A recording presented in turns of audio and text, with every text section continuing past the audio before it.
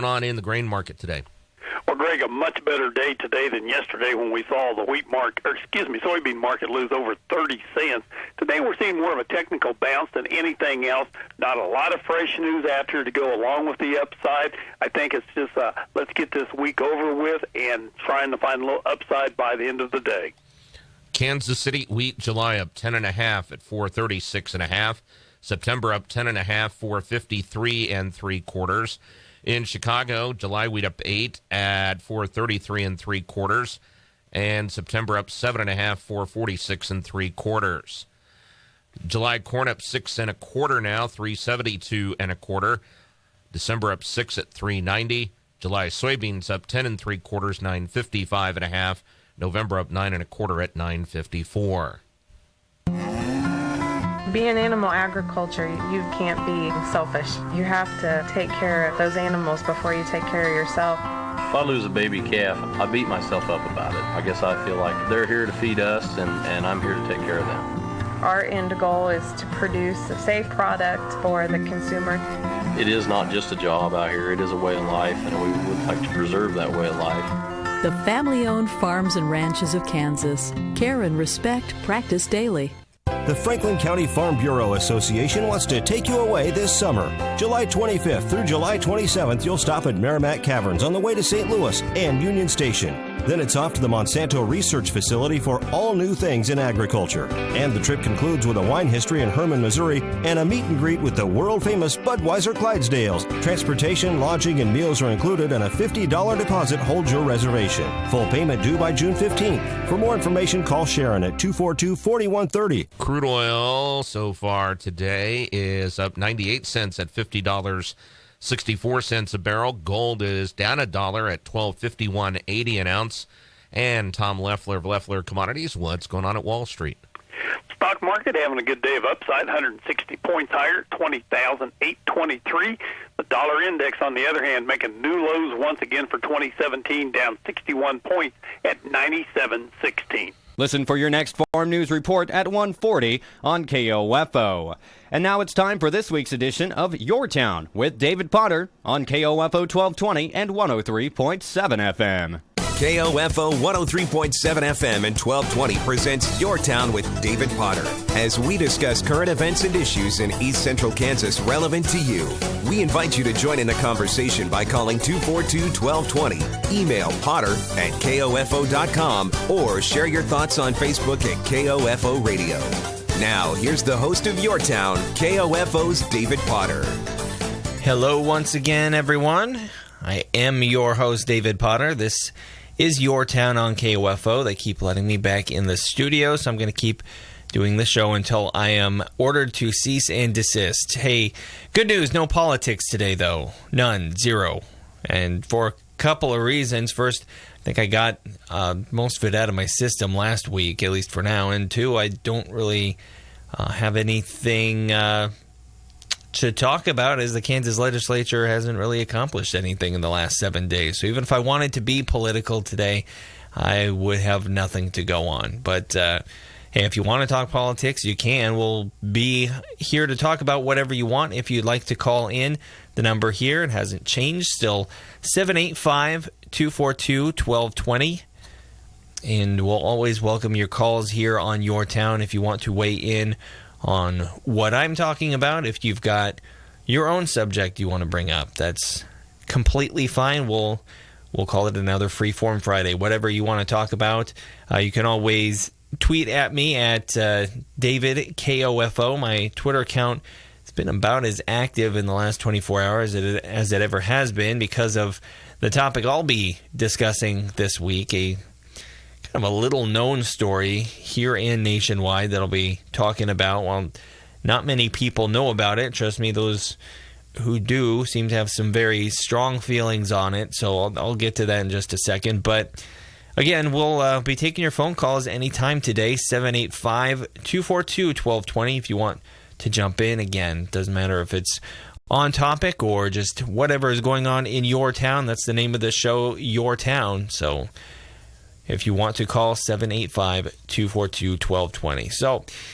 the way I've sort of formatted the show is I usually start with a small topic and then we take a break, and then I launch kind of into a different, bigger one. And today we'll stay on the same subject, but it's going to kind of wind through some different terrain. But I'll spend sort of the first part of the show here. I'm going to just take you through the first part of my week. And the story I tell will sort of grow into what has become a small-scale news story, at least in the Atlanta area. And now this is your town here in East Central Kansas, so why am I talking about a story that blew up down in Georgia? Don't worry, we're going to work our way into that. But first, again, I'll start by telling you about the start to my week. So if you didn't know, in addition to the morning news and this show on Fridays, I also do the play-by-play for Ottawa University sports. Other than football, the one and only Bob Johnson still calls football games, but for the rest of OU sports, I call the games that we broadcast here on KOFO. And as such, I was in Sioux City, Iowa, Monday through Wednesday this week, covering Braves softball. And congratulations are in order. They won the KCAC this year. They earned a berth in the National NAIA tournament. And if you're not familiar with that, the way they structure the NAIA tournament, it's similar to the way the NCAA does it. But baseball, softball in college don't get quite the recognition that, say, football and basketball do. So just to sort of explain, there are 40 teams who qualify for nationals, for the national tournament, and they're sent to 10 different sites kind of spread out across the country to try and get generally teams as close as possible. Four teams apiece at each site. They play a double elimination tournament, meaning you're not eliminated until you've lost twice. So it's not like March Madness where you go out in the first round, you're done, that's it, you go home. You get a chance to at least a chance to lose a second time before you're done. And the winner of each double elimination tournament then comes together in Florida. This year it's in Florida. It moves around, but for the NAIA Softball World Series. And it's a big deal for these schools to go to nationals, and you know when you it's what you dream of doing when you sign on to play sports at the college level, or any level of college play, NCAA, NAIA, Division I, Division II, doesn't matter what you're there to do. Is you hope to make it to the national tournament, and hopefully, if everything goes perfectly, win the national title, but at least to get to the tournament.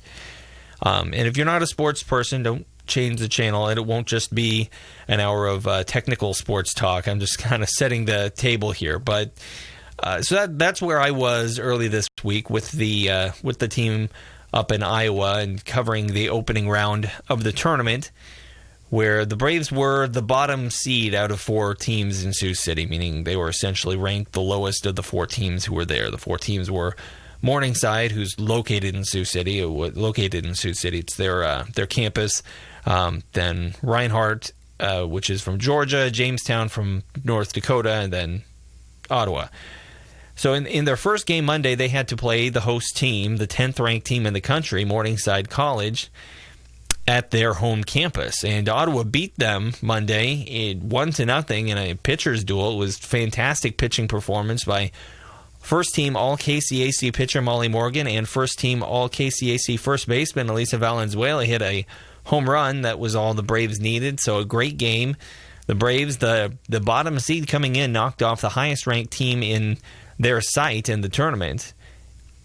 And so in a double elimination tournament, you get what's called a winner's bracket and a loser's bracket. The loser's bracket where teams go after they've lost a game to try and work their way back up into the winner's bracket. Seems like kind of a mean thing to call it, but it is what it is. The Braves stayed in the winner's bracket. The next day, Tuesday, the Braves played the second seed in the tournament, 13th nationally ranked team, a school called Reinhardt, from a very small town, less than 1,000 people in Georgia, Waleska, Georgia. They have some very strong athletics programs at Reinhardt. In fact, when I was covering the Braves women's soccer team when they made nationals last fall, Reinhardt was down there and I believe made it all the way to the quarterfinals. I also know their men's basketball team made nationals this year. They're a well-known athletics program in NAIA. They've had a lot of success. And they'll be prominently featured in today's show as well. In that game on Tuesday, Ottawa beat Reinhardt 8-2. So it wasn't really even a close game. So at that point, Ottawa, the only team left in the winner's bracket. Now, later in that day, you had Morningside playing Jamestown. Morningside beat them. Reinhardt then would play Morningside to get the chance to get back into essentially the winner's bracket and have a shot at playing for the championship. And Reinhardt would beat Morningside and play their way into that championship game scheduled for Wednesday. So just to recap, Ottawa had played twice against the two top seeds in the tournament. They'd won both games. Reinhardt had at that point played 3 games. They won their first game against the first team to be eliminated, Jamestown. Then they lost to Ottawa. Then they beat Morningside. So they were 2-1 in their 3 games, with their only loss to undefeated Ottawa. And since Ottawa had not lost, and this was a double elimination tournament, Reinhardt would have had to beat Ottawa twice in the championship in order to win and move on to the NAIA World Series under normal conditions. And that's where the problems that's where the problem started, is that it turns out it would not end up being under normal conditions. But we'll go ahead and take a break so we don't have to stop in the middle of that, but I'll go on to kind of describe what happened next. It all kind of turned into what happened next took a life of its own, we'll put it that way. But we'll go into more detail after this. You're listening to Your Town here on KOFO 1220 and 103.7 FM. Your Town with David Potter returns on KOFO after this. For 7 years, Anderson County Hospital's Residential Living Center has been ranked a top nursing home in Kansas by U.S. News and World Report. With modern facilities, 24-hour care, and fun activities, our center has the comprehensive services you can't find anywhere else. See for yourself why Anderson County Hospital's Residential Living Center is one of the best. Call 785-204-4017 to schedule a tour. Did you know Dr. Hale's office is a full-service dental care center? If you have stained, cracked, or missing teeth, Dr. Hale can treat these and other dental concerns and bring confidence back to your smile. For quality care in a relaxed environment, call Dr. Hale's office, 242-1800. This is Aaron from Beanie's Body Shop in Ottawa. Our May special is 50% off an oil change with the purchase of a $99 AC checkup and service. Beanie's Body Shop in Ottawa. Call 785-242-4082 and schedule your appointment today. When the world's largest manufacturer of diesel engines partners with a leading manufacturer of additives made specifically for diesel fuel, it truly is a groundbreaking partnership. Power Service Diesel Clean plus Cetane Boost, endorsed and recommended by Cummins for diesel engines. Power Service and Cummins, getting 2 experts in every bottle. Learn more at powerservice.com. Power Service.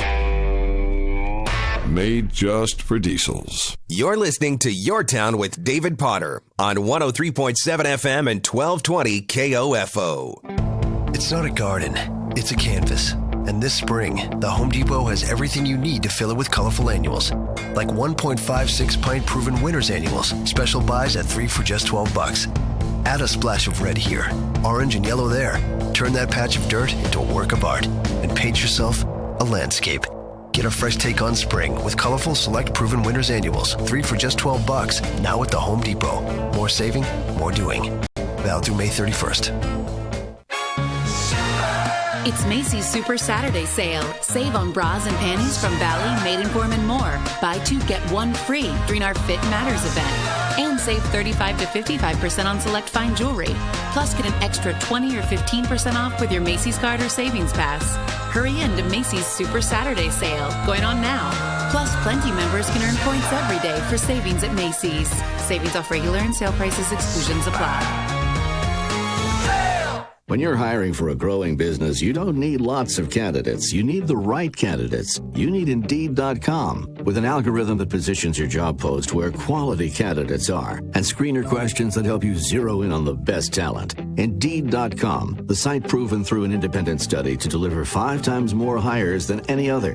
New users claim your $50 credit for a sponsored job at Indeed.com/credit. Indeed, the world's #1 job site. Terms, conditions, and quality standards apply. Target presents That Time When. Hey, hon. Yeah? You know how we said we wanted to get a puppy because it would give us purpose and joy now that the kids have moved out of the house? Uh-huh. Well, by purpose and joy, did we mean picking up garbage and Swiffering the whole house? Time for a Target run. Get everyday low prices on everyday essentials like Swiffer Sweeper dry pads or Clorox disinfecting wipes. And Purina Puppy Chow Complete is just $12.89. Target run and done. Yay, puppies.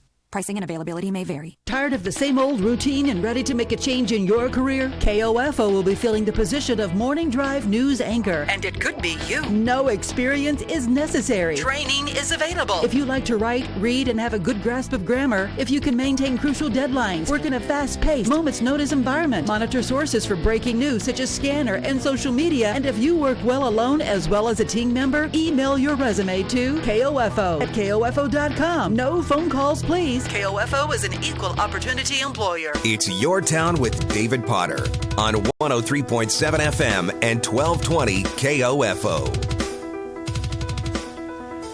We're back here on Your Town on a gray, possibly rainy Friday, at least right here. Not raining, but it's at least expected.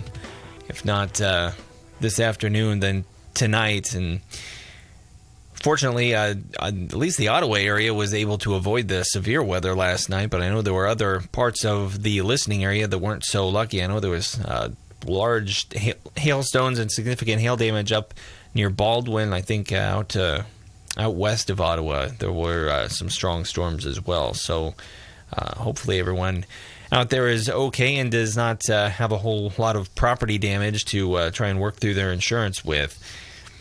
But before we took the break, and once again, if you have anything you want to say about our topic today or any topic that you want to bring up and get on the air, just give us a call, 785-242-1220. But before we took the break, I kind of set the table for the Ottawa Braves softball team's experience at the opening round of Nationals up in Sioux City, Iowa, earlier on this week.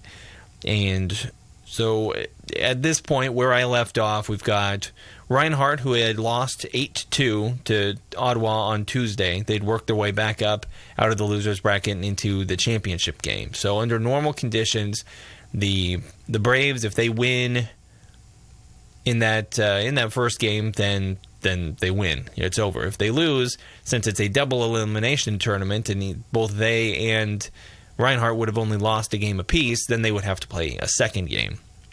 But this would turn out to be anything but a normal situation, and that's where the problem started. Going all the way back to the previous week, there were forecasts of rain and thunderstorms, really the possibility of it, even Monday and Tuesday. That held off until the night, both of those days, but definitely on Wednesday, which was the day of the championship game or games as necessary. It did actually storm Monday and Tuesday night, so the field was already getting wet at that point. And then come Wednesday morning, the game gets moved up from 2 to 12 to try and beat some of the storms that were coming that afternoon. Unfortunately, it starts raining Wednesday morning as they're getting the field ready and the teams are starting to warm up. So the rain is falling, the field's starting to get worse. The rain started, I think, around 10 o'clock or so. It finally lets up, and they had a tarp over home plate. They picked that up. They're finally able to get the game going on a muddy field just a bit after 12. And then at around 1, there's lightning in the distance. The game's put into a lightning delay, which, if you're familiar with the rules, I think this is a pretty standard rule around sports at this point, is if you have lightning within so many miles, you usually have a set radius. If there's a lightning strike within so many miles, then you all automatically go into a 30-minute delay. And then every lightning strike after that your clock resets. It's another 30 minutes, and it's just a safety precaution to make sure that the Lightning is safely out of the area before you continue with the game.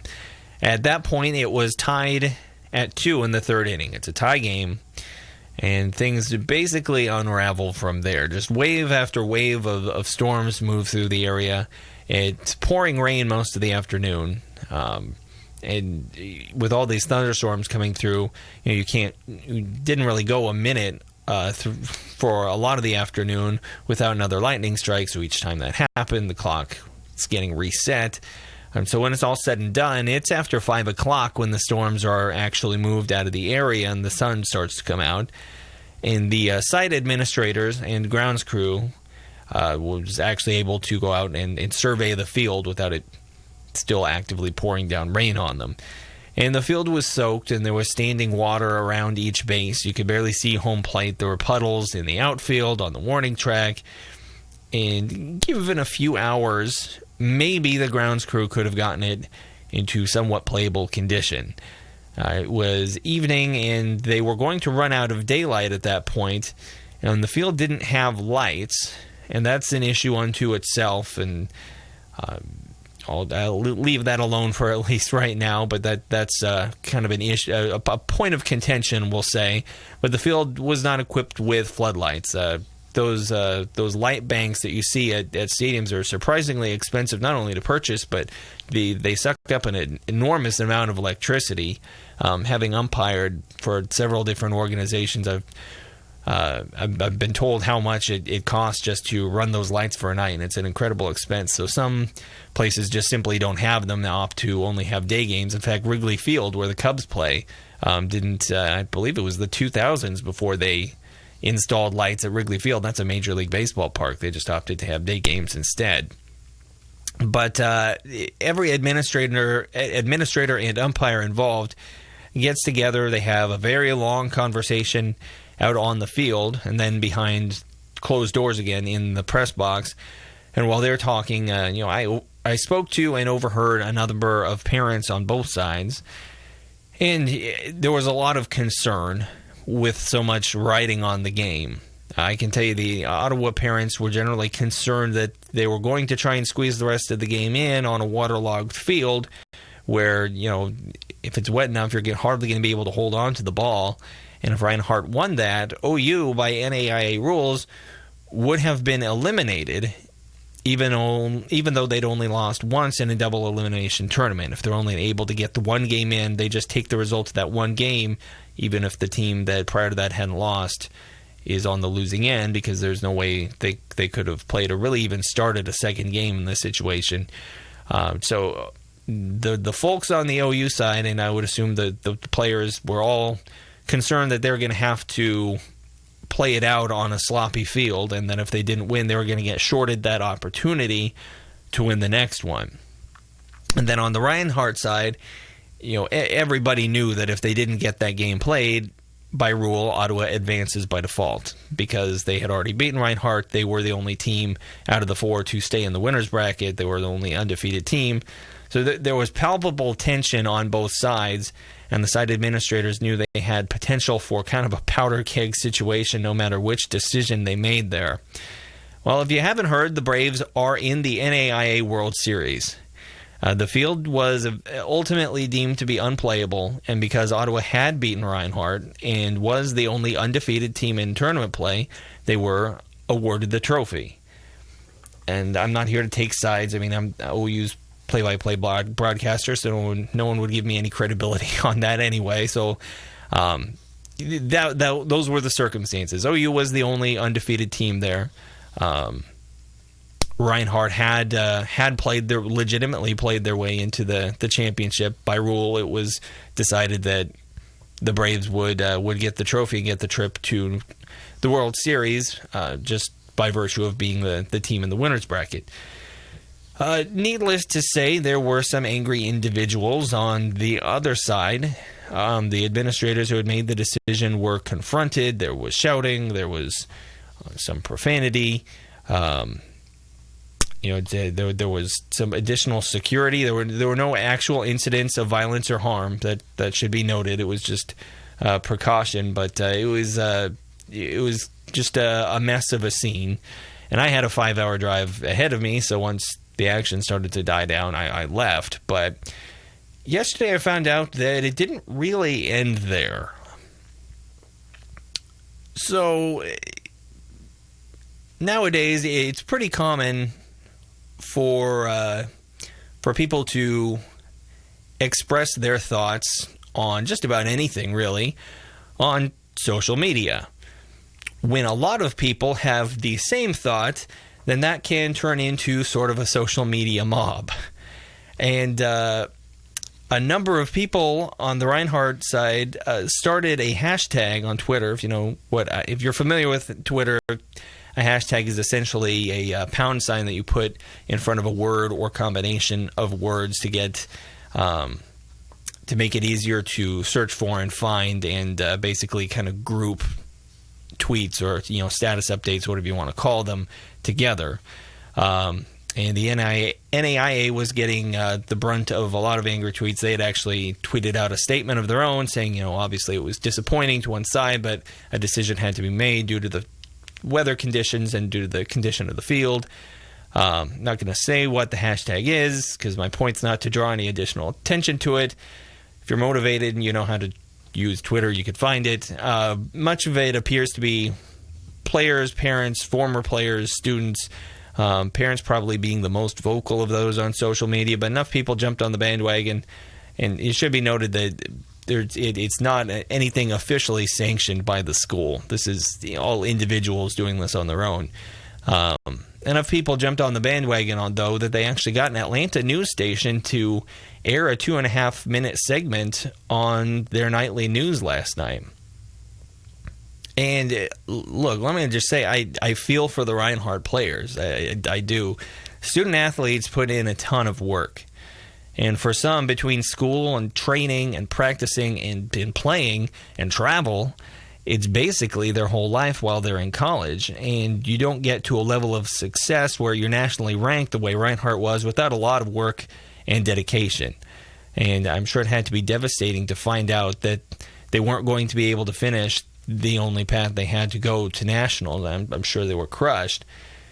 But the campaign that has been launched, which again, not officially sanctioned, it's individuals acting in concert on their own, is troubling. For one thing, a lot of the so-called information about what happened and who made the decision is incorrect. But they went to a television station, gave them their side of the story. Fortunately, the news station did research and reached out to the NAIA to get a statement on this. But the social media campaign is spinning this in a way to make the situation look like it was slanted against one side. And what they're fixating on is that a tie game was called in the middle of the game, and the title was given to the other team. And that's true. However, that's also a deliberately reductive way of phrasing it. I've seen a lot of interactions on social media as I've watched this unfold where someone out of the loop will respond to a post and say, really, it was tied and they just gave the win to the other team? That's terrible. And that would be terrible if that's all there was to it, but it's not.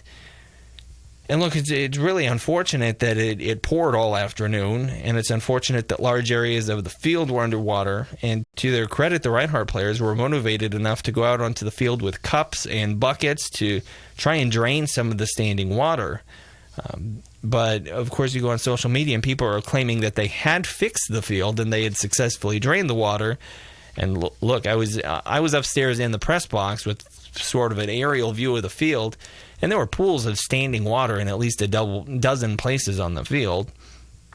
And if someone's cleat gets stuck in the mud and digs down a few inches in that soft turf while they're making a turn around third base, or if they're running at full speed trying to track down a fly ball, then you could be talking about a severe injury. So the field wasn't playable, and it wasn't going to be playable, and the rules didn't allow for a makeup date. And the NAIA has come out and said, and this is backed up by someone I spoke to at the site who was present for this meeting, the NAIA has confirmed that they went to the coaches Tuesday night, warned them about this possibility, and offered to play the game Tuesday night Reinhardt's coach declined. It would have meant playing 3 games in one day, and she declined, and I understand that decision. But the weather didn't come out of nowhere, and they knew this was a possibility. And some people are pushing for a change in the rules and questioning certain elements of the situation, like not having lights and a tarp, and that's fine. If you want to have a legitimate discussion, I'm fine with the discussion of facts, especially if it leads to a situation where this could be avoided in the future. But some people are lashing out and making misleading statements, and it's concerning. And I'll kind of divert from this specific situation here. This was a softball game, and I'm a former athlete, not a great one, but a former athlete, and I love sports. I write about sports. I do play-by-play for anything and everything I can in the area, and I get how important it is to the players. And as someone with a 6th grader playing club soccer, I get what it's like to be on the sideline in a situation where it seems like your kid is getting slighted. Obviously not on this scale where it's a trip to Florida on the line, but I get the sentiment. But sports have become a bit of a disaster in this country. And, frankly, it's all around the world. It's different sports. In America, we have different sports that we highlight. In the rest of the world, it's typically soccer. But you see people getting out of control. And in this country, we have kids getting burned out on a sport they used to love by the time they reach high school because they're devoting their life to it as a child to the point where they hardly have time to be kids. And if a kid is really motivated and wants to do it, then that's fine. But you've got some parents pushing their kids to their limits and essentially ruining the sport for them in the long run. And it only goes up from there, and there are bigger problems at the college and professional level, and I'll highlight some of those and then kind of bring it back around after the break. But we'll take one more break and then be back with the final segment of Your Town here on KOFO. I'm David Potter, KOFO 1220 and 103.7 FM. Your Town with David Potter returns on KOFO after this. Here's your exclusive KOFO Weather Center forecast. Join us for a live broadcast from the Chamber of Commerce Fleet Junk and Trunk in downtown Ottawa this Saturday morning from 9 to noon on 1220 and 103.7 FM KOFO. A flash flood watch is in effect for the entire KOFO listening area until tomorrow morning. Today, an 80% chance of showers and thunderstorms. Some storms could be severe with heavy rain. Overcast, the high 74. Tonight, a 90% chance of showers and thunderstorms before 1 tomorrow morning. Some storms could be severe with heavy rain. Overcast with a low of 58. 73 in Osawatomie, 72 in Melbourne. At the Ottawa Municipal Airport, wind is out of the southeast at 8. Relative humidity is 73%. Barometric pressure is trending downwards at 29 and 82 100ths of an inch of mercury.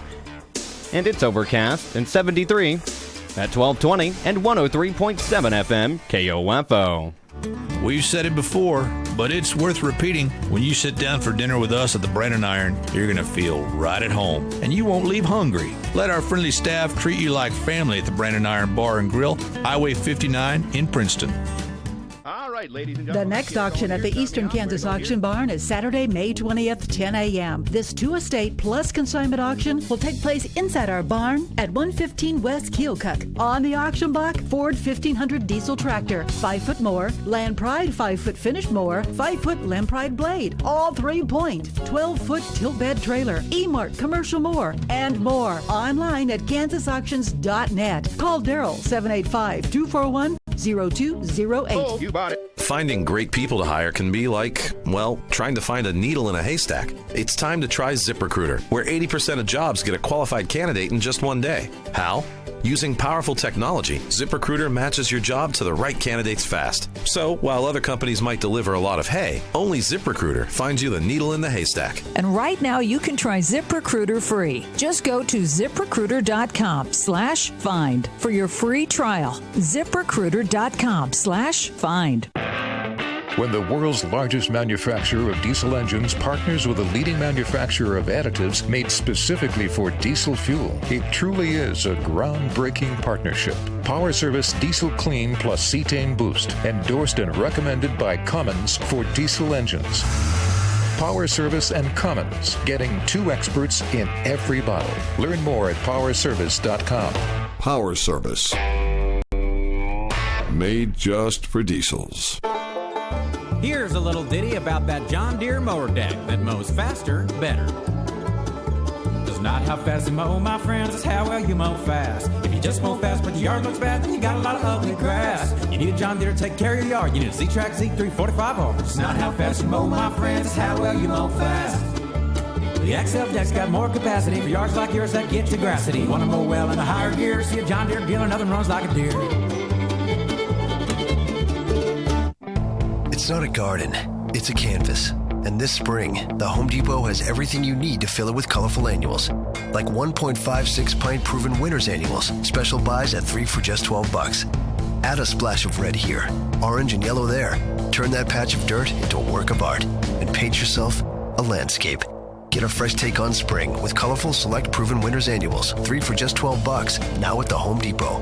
More saving, more doing. Valid through May 31st. Your home for Kansas City Royals baseball in East Central Kansas is KOFO. Home and away, you can hear all the action in 2017 on 103.7 FM and 1220. Brought to you by our title sponsor, Beckman Motors, and our many game sponsors who make the broadcast possible. Visit these fine merchants who know what it means to be raised royal. Your sports source and home of the Kansas City Royals in East Central Kansas. KOFO. It's Your Town with David Potter on 103.7 FM and 1220 KOFO.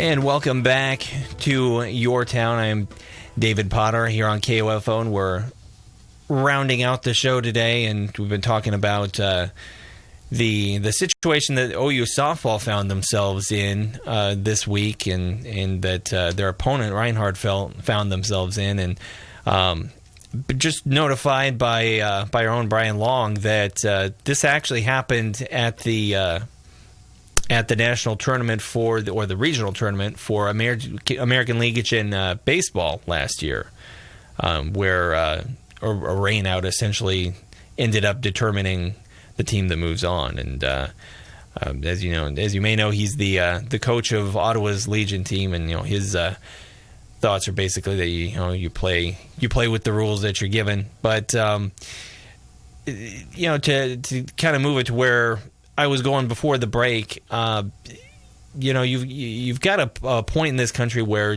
some parents are really taking things too far as far as sports are concerned, and it's causing some burnout in kids, and it's really changing the dimensions of sports for kids, and then that moves on, and then you get to the higher levels, and you're talking about even bigger problems. At the professional level, you have teams and leagues willing to sign truly dangerous people to try and improve. The Chiefs have a player on the team right now who pled guilty to beating his pregnant girlfriend, Tyreek Hill, the wide receiver and running back for the Kansas City Chiefs. Cleveland Browns just drafted Joe Mixon out of Oklahoma. He literally broke a girl's face, punched a college student so hard that her face shattered, and they're still getting a special opportunity to make millions of dollars because those transgressions mean less to the owners, GMs, and coaches than improving the team does. And then let's not forget about Baylor, where it seems like we can't go a week without another lawsuit turning up. I have absolutely lost track of the number of former Baylor football players who have been accused of sexual assault, some even charged and some convicted. And Baylor, according to numerous reports, was complicit in making sure those accusations didn't come to light because, hey, the football program was doing really well, bringing in a lot of money for the university. And so money, obviously a factor too. Everybody wants to increase ticket sales, and everybody wants to increase merchandise sales. And if you have to bring in a truly dangerous person to be on the team to do that, well, you do what you got to do. So in the grand scheme of things, ranting and yelling and going to the news because you feel like your softball tournament ended unfairly is not so bad compared to what's going on in the other places I mentioned. But it's unsettling to hear parents, grown adults, screaming at site administrators for calling the game. One had his phone out, was recording an administrator as he badgered him for information. I watched a man as his daughter cried because her college career was over. Not his first instinct not to comfort her, but instead to scream at the people who called the game and tell them that it was their fault, and actually yell, "You should come here and watch these girls cry." Who tells somebody to come over and watch a group of girls cry? Why is that your first instinct? And I think the reason is it's because the sport is more important than the human beings playing it. And again, I love sports. I played sports for years. I still play recreational sports when I can. I'm not someone from the outside, complaining about how much Tom Brady makes in comparison to school teachers and firefighters, because I understand that people love sports enough that that people who are really good at them end up with a higher monetary value to society than people who really do more good for society, and that's the way salaries work, and it just is what it is. But it certainly seems like we've gotten to a point where it's spinning a little out of control. And look, again, I understand where everyone in that situation was coming from. The administrators did everything they could to try and make sure that they could try and get the game in. They wanted to get both games in. They understood OU's side of it, and they understood Reinhardt's side of it. And both teams were going to be very understandably upset if it worked against them. And in the end, it worked against Reinhardt.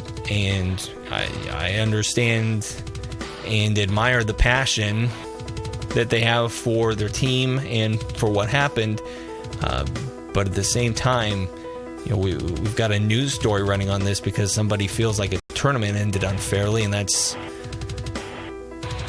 I'm honestly not sure what that says about society and its relationship with sports, but I feel pretty confident that it's not really a good thing. So maybe some re-examination of priorities in order there. We'll be back next Friday. I'm David Potter. This is Your Town. Information and entertainment in East Central Kansas. KOFO K279CS Ottawa, where keeping you informed comes first. Here's the latest from ABC News. I'm Daria Albinger. President Trump has left on his first foreign trip since he took office. ABC's Kenneth Moten says he'll visit 5 nations over 8 days. President Trump will deliver what is being described as a major speech in Saudi Arabia on the fight against terrorism and extremism. In Rome, the president will meet Pope Francis. He will truly make his world stage debut when he interacts with world leaders at a NATO meeting in Belgium and the G7 summit in Italy.